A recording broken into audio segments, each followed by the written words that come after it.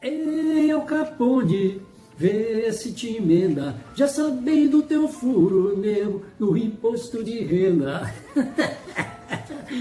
É isso aí, galera, sejam bem-vindos a mais um vídeo aqui no canal do Joquinho. E nesse vídeo de hoje nós vamos contar a história do velho Raul Seixas. Com toda certeza, esse não será o primeiro, não será o último história do Raul Seixas. Nós vamos procurar fazer o máximo possível de aprofundamento, de trazer coisas que você não ouve falar no dia a dia. Por isso eu peço a você para ir até o final do vídeo, tá? Peço a você também para dar um like aí no nosso vídeo, clica no like, se inscreva aí no nosso canal, entra aí onde está inscrito em vermelho e se inscreva, porque nós vamos fazer uma promoção aí agora a partir do mês que vem. Vamos dar um presente para você, somente para aqueles que estiverem inscritos no canal, tá bom? Então é isso aí, nós vamos falar então do querido, velho e já falecido Raul Seixas, né? Como eu falei, não sou o primeiro, não serei o último a contar a história do Raul Seixas, né? Nascido em Salvador, Bahia, né, no dia 28 de junho de 1945, Raul Santos Seixas, que era filho do seu Raul Varela Seixas e da dona Maria Eugênia Santos Seixas, né? Era uma família de classe média baiana, né, de Salvador, né? O pai era engenheiro, inclusive trabalhava na estrada de ferro. A mãe cuidava do lar, né? E ele, inclusive, teve um irmão chamado Plínio, 3 anos mais novo do que ele, né? Nasceu 3 anos depois dele, né? Bom, ainda adolescente, o Raul fundou um tal de Clube do Cigarro. Também tem outro detalhe, ele foi reprovado por 3 anos na 2ª série, né? E um dos motivos alegados era que ele faltava às aulas para ficar ouvindo rock and roll. Exatamente, né? Bom, aos 14 anos, ele então chama lá um amigo inclusive chamado Valdir Serrão, que é uma pessoa conhecida lá, inclusive na Bahia, né? E eles fundaram então o Elvis Rock Club. Era um clube de rock and roll que tinha a ver com Elvis Presley, né? Bom, no ano seguinte, aos 15 anos, a família resolveu então colocar o Raulzito num colégio de padres, né? O cara reprovava todo ano no colégio marista, onde no primeiro ano ele foi muito bem, mas no ano seguinte ele já voltou a repetir, já voltou a perder o ano e repetiu novamente de ano, né? O pai dele gostava muito de leitura e tinha uma vasta biblioteca em casa, e ele começou a ver aqueles livros lá, começou a ler e tal. E isso, inclusive essa leitura, foi criando no Raul Seixas baseado naqueles personagens do livro, ele começou a fazer histórias em quadrinhos. Quando eu era criança também andei fazendo isso, né? Mesmo com o patrulhamento dos pais, né, ele continuou faltando às aulas, né, e repetindo anos, né? E aí, em meados dos anos 50, né, 55, 56, era por aí, quase ninguém sabia o que era rock and roll na cidade, mas ele já fazia imitações tanto do Little Richard quanto do Elvis Presley, das danças do Elvis, que já era um cara famoso naquela época, né? Bom, e devido aos livros, ele passou a nutrir vontade de ser escritor. Era admirador do Jorge Amado, né? Porém, a música acabou falando mais alto, né? E em 1962, ele entra para um conjunto de rock, né, junto com um amigo dele, um tal de Tildo Gama. Esse conjunto era chamado de Os Relâmpagos do Rock, exatamente, né? Aí só que esta banda, já no ano seguinte, era 1963, mudou o nome, aí batizaram com o nome de The Panteras, Os Panteras, né, em português. Bom, os anos se passaram e em 1967 o Raul iniciou, acho que é isso, Edith Wisner, filha de um pastor missionário evangélico americano. O pai da noiva não estava muito a favor desse namoro, não queria esse namoro, não, roqueiro meio esquisitão, né? Então o que aconteceu? O Raul voltou a estudar e em 6 meses ele completou a 2ª série, fez pré-vestibular e passou em Direito, Psicologia e Filosofia. O cara não é isso que é amor, né? Rapidinho ele tomou jeito, né? Bom, aí ele se casa então com a Edith, né? Depois de casado, ele volta a se reunir com os Panteras e continua do verão de 1967, provavelmente janeiro, fevereiro, o já famoso cantor Gerry Adriani, conhece o Gerry Adriani? Pois é, tem muito a ver com o Raul Seixas, por incrível que pareça. O Gerry Adriani faz uma turnê, e quando estava fazendo essa turnê na Bahia, quando chegou em Salvador, a banda que acompanhava ele teve um problema no carro, teve um acidente com o carro, e a banda não pôde acompanhar o Gerry Adriani, então ele saiu assim desesperado, procurando alguém que pudesse acompanhar eles lá, né? Aí indicaram a banda do Raul Seixas, né? Os Panteras, né? E aí os Panteras foram lá com o Gerry Adriani nas apresentações que ele fez por ali, deu conta do recado, né? Aí naquele papo vai, papo vem, querendo se transformar numa banda famosa, o Gerry Adriani falou para ele: bom, se vocês querem se transformar numa banda famosa, conhecida, vocês fazer sucesso, vocês teriam, né, falou para eles, vocês terão que se mudar para o Rio de Janeiro e tentar por lá, né? Bom, em seguida eles arrumaram as malas e encararam quase 30 horas de busão de Salvador até o Rio, né? E aí, já no final deste ano, eles estavam gravando em 1967, já no Rio de Janeiro, iniciar a gravação do primeiro e único disco do grupo do Raul Seixas, que passou, inclusive, quando chegou no Rio, a se chamar Raulzito e os Panteras. O disco não fez muito sucesso, nada aconteceu com esse disco, a gravadora não deu muita bola, ficaram meio complicados, né? E nesse período, o Raul Seixas tinha ido morar em Ipanema, e dizem, né, ele mesmo fala depois, que ele andava tão duro, que tinha que ir de pé de Ipanema até o centro da cidade para tentar divulgar o disco, né?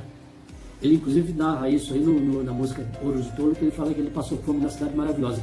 E essa situação, inclusive, aconteceu também com o Tim Maia, quando ele voltou dos Estados Unidos e foi morar no Lins, aqui no Rio de Janeiro também, e eles vinham do Lins até o centro da cidade, ele e o Roberto Carlos também, tá? Por isso eu peço a você para dar uma olhada no vídeo que a gente tem aí do Tim Maia, eu vou deixar o card aí para você, é muito interessante também, tá? Bom, então ele, como ele fala lá na música Ouro do Touro, né, passou fome por 2 anos aqui na Cidade Maravilhosa, né?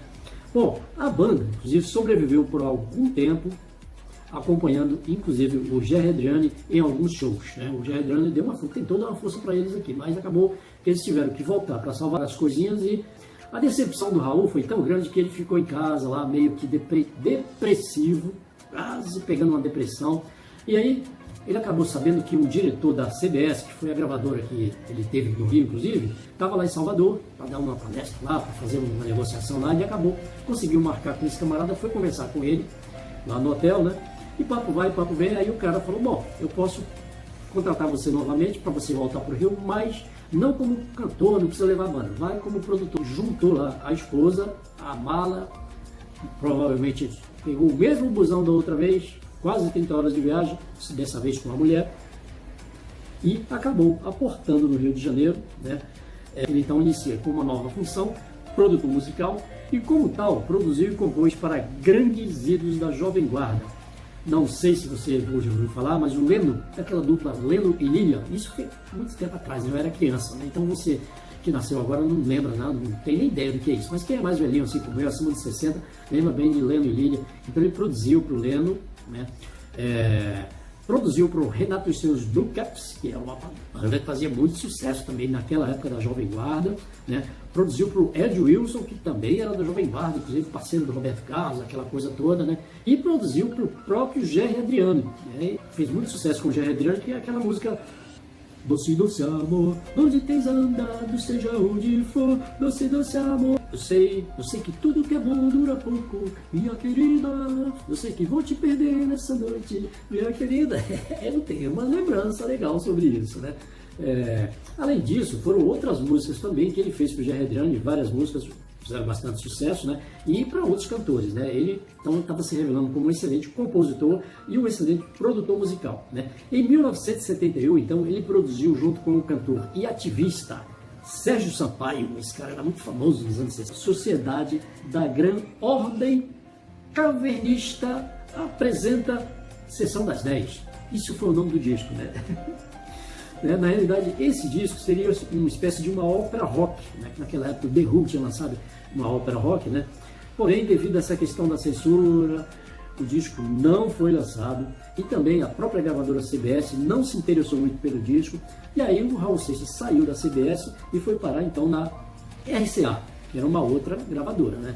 Bom, e aí na RCA em 1972 ele decidiu então participar de um festival que tinha antigamente chamado Festival Internacional da Canção, o FIC.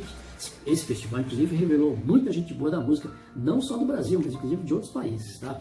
Ele se inscreveu com duas músicas. Uma música era aquela Let me sing, let me sing, let me sing my rock and roll, let me... Eu quero ser o dono da verdade, mas a verdade não tem dono não.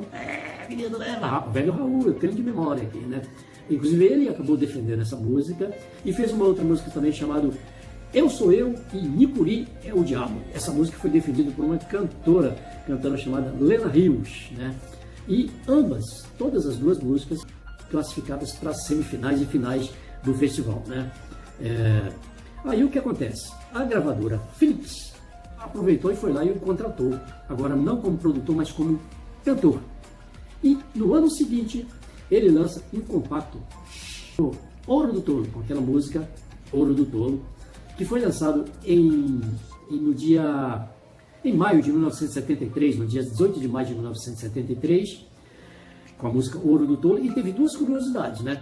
A primeira curiosidade é que ele fala que essa música veio inspirada durante um período que ele estava lá na Praia da Barra, lá, e aí apareceu um disco voador, e aí ele levou umas mensagens para ele, né? A gente sabe que disco voador que é esse, né? E aí ele compôs essa música, né? Essa é a primeira curiosidade, a visão do disco voador. E a segunda curiosidade é que no dia do lançamento dessa música, ele já estava colado com o Paulo Coelho, que é uma história que a gente vai cantar lá a seguir, e eles resolveram fazer uma promoção diferente. Foi para o centro da cidade, em plena avenida do Rio Branco, juntou a imprensa lá, começou a cantar essa música lá e começou a juntar gente.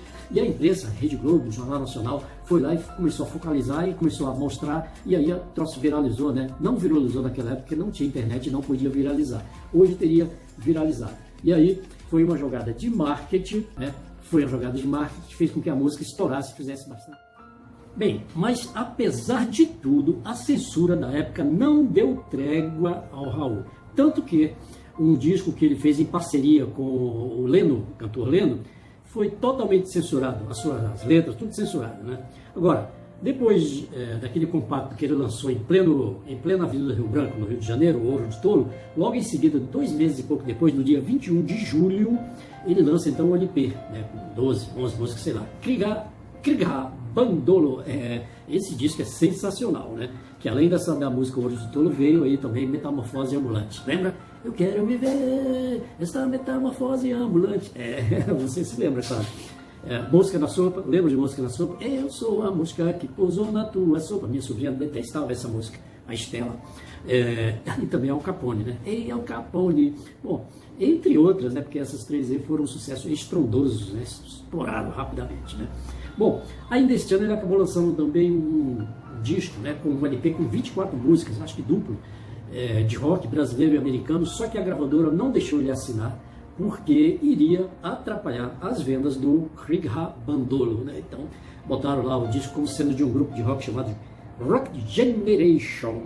Bom, 1974, o Raul e o Paulo Coelho criam, então, a Sociedade Alternativa, né?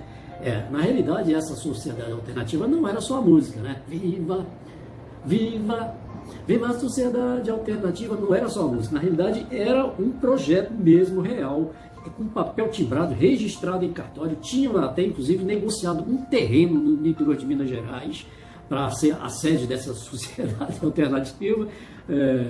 Na realidade, inclusive, esses conceitos de sociedade alternativa foi baseado lá na obra de um filósofo inglês chamado Aleister Crowley, né? Tem até a foto aí, você dá uma olhada aí, né? Agora, uma coisa é certa, esse troço em plena época de regime militar não ia dar certo, né? Colocar uma sociedade telêmica, como dizem, chama essa sociedade, no regime militar não deu certo. Tanto que o Raul Seixas e o Paulo Coelho foram chamados ao DOPS para dar explicações sobre o que seria esta sociedade alternativa. E aí houve aquela, né, uma série de situações lá e tal. Porque naquela época, tudo quanto é fazenda por aí, tinha um grupo de guerrilheiros querendo dar tiro. Aqueles guerrilheiros daquela época, que quem conhece a história passada sabe muito bem, né? Eles foram, inclusive, detidos, foram para o DOPS, depoimento lá, e depois de meia hora o Raul saiu, deixou o Paulo Coelho lá, e aí uma série de controvérsias, dizem que que ele foi preso, inclusive depois o Raul foi sequestrado, também foi torturado, mas muita controvérsia, na realidade, tem muita gente querendo ganhar situações, até os dias de hoje tem muita gente querendo faturar em cima desse negócio de regime militar, desse negócio de tortura, até os dias de hoje ainda permanece. Na realidade eles não confirmam nem desconfirmam o Raul não confirmava, chegou a falar sobre isso, mas o Paulo Coelho até hoje não confirma nada disso. Bom, aí eles inclusive foram convidados a ir embora do Brasil, isso já era em 1974, quando eles lançaram o disco Guitar, o LP Guitar, que é outra obra-prima, né? Esse LP começou a vender que nem água, só que devido aos problemas da sociedade alternativa, eles acabaram sendo convidados a se mandarem do Brasil, foram exilados em Nova York. E, esquisito, ficaram lá apenas pouco tempo, acho que nem um ano. Foi no começo de 74 e no final eles já estavam de volta, né?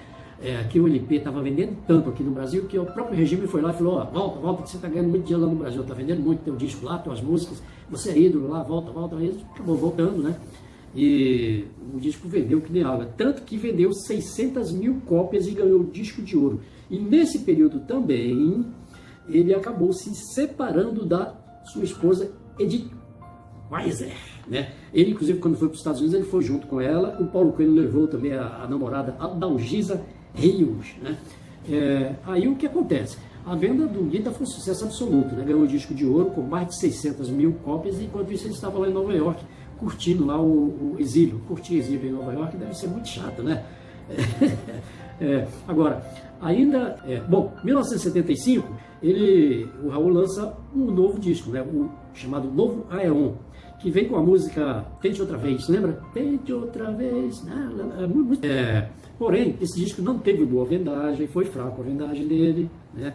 E como ele tinha se separado lá da Edith, ele acabou conhecendo uma outra chamada Gloria Walker e acabou se casando não, com ela, e passou a viver com ela, né? Isso foi em 1975. Ele, inclusive, lança esse novo disco chamado Eu Nasci há 10 mil anos atrás. Isso foi em 76, quando ele lançou esse disco, para suprir as poucas vendas do disco anterior, do Novo Aeon, né? Esse disco teve um lançamento exatamente nada desse mundo que eu não saiba demais. E nesse ano também, 76, ele acabou finalizando a parceria com o Paulo Coelho. Os dois chegaram à conclusão que não dava mais para continuar, né? Embora fizesse algum trabalho junto ainda, tá? Aí também chegou ao fim o rápido casamento com a Philips. Tinha feito esse contrato com a Philips de 2 anos, já acabou também o contrato, e nasce uma filha dele, a filha Scarlett, né? Bom, aí a gente pula para 1977, e depois de algumas indas e vindas, ele acaba lançando um outro disco chamado O Dia em que a Terra Parou, né? Aí ele já tem um novo parceiro chamado Cláudio Roberto, tem a foto dele aí, inclusive, né? Esse parceiro, inclusive, fez um trabalho bom com ele, só que a crítica não gostou desse disco, né? Porém, os fãs, inclusive eu, me amarrei muito nesse disco, gostei muito das músicas, né? Principalmente O Dia em que a Terra Parou, é uma música muito legal. Entra aí porque você vai gostar, você vai ver, né? Bom, foi basicamente isso em 77. 78, a saúde do Raul começa a dar sinais assim, né? Uma pancreatite aguda fez ele perder 1/3 do pâncreas, né? Devido a muita bebida, muito álcool, muita aí, rapaz, ele acabou tendo que ir para uma fazenda no interior da Bahia para ficar lá descansando, tentando se recuperar, mas parece que não adiantou muito não, né? E ele, nesse período, acaba se separando da esposa que ele tinha casado há pouco tempo, um ano e pouco atrás. O negócio não era muito fácil não, né? Essa esposa, inclusive, assim como a Edith anterior, foi para os Estados Unidos e levou a filha, essa também foi embora para os Estados Unidos e acabou levando também a filha que ele teve com ela, né? E aí, nesse período, ele lança o LP Mata Virgem, né? Esse período ele voltou a uma parceria com o Paulo Coelho, fizeram esse disco. O disco não teve muito boa repercussão, teve pouca vendagem, pouca divulgação, crítica desfavorável, né? E como ele já tinha se separado lá da Valkyria, da Valkyria, ele acabou conhecendo a Tânia Mena e acabou passar a viver com ela, né? E a parceria com o Paulo Coelho também não foi mais em frente a partir daí, né? Chegaram à conclusão que não tinha mais como, né? Bom, entrou 1979, o Raul já separado da Tânia, né?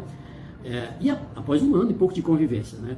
Aí começa uma fase assim muito depressiva do cantor, né? Tanto que ele ficava em casa, ele não queria saber de nada, aí continuava bebendo, bebendo, né, a coisa toda, e ele conhece uma outra mulher chamada Ângela Afonso Costa, que adotou o nome de Kika Seixas, né? Foi sua quarta companheira, exatamente, né? E nesse período ele consegue lançar o LP ainda, Porque os Sinos Dobram. Aí ele arrumou outro parceiro chamado Oscar Ramussen, que era um argentino, mas logo, inclusive, ele rescinde o contrato com a gravadora WEA, que ele tinha feito já um ano e pouco anterior, né? Então ninguém queria ficar com ele, as gravadoras não queriam ficar com ele. Bom, aí vem 1980, e mesmo com sérios problemas de saúde, o Raul lança mais um disco pela CBS. Ele volta para a CBS, lança esse disco chamado Abre-te Sésamo, né? Esse disco tem músicas como Rock das Aranhas. Não é Rock das Aranhas, não conhece não, é Rock das Aranhas, né? E tem outra música também chamada Aluga-se, e essas duas, inclusive, foram censuradas, não tocaram. Quem tinha o disco, comprou o disco, podia ouvir, mas na rádio não tocava, né? Exatamente. Hoje em dia tem muita música ruim que não podia tocar nas rádios também não, né? Mas é porque é ruim, naquela época é porque era pesada demais, né? Aí em 1971 ele acaba rescindindo mais uma vez com a CBS, gravou só um disco, né? E é pai de mais uma filha, uma menina chamada Vivian, com a Kika Seixas, né?